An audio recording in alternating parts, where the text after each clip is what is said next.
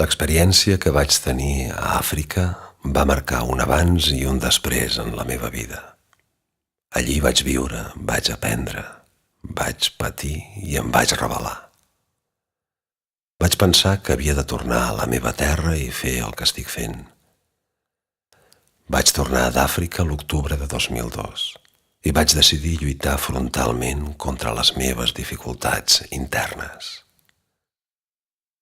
Vaig escriure en una llista totes aquelles coses que m'estaven costant i que pensava que no podia realitzar. Vaig omplir 2 folis. Vaig repassar aquella llista uns quants cops per no deixar-me res. Després, la vaig posar en una caixa i vaig baixar al pati de la casa parroquial on vivia. Amb una aixada vaig cavar un forat i la vaig enterrar.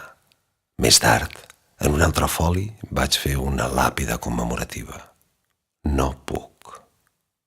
Descansi en pau. 25 d'octubre de 2002. Vaig enganxar el foli a la meva habitació perquè cada cop que pensés que no podia fer alguna cosa, recordés que havia desterrat per sempre aquella expressió que tant m'havia afectat.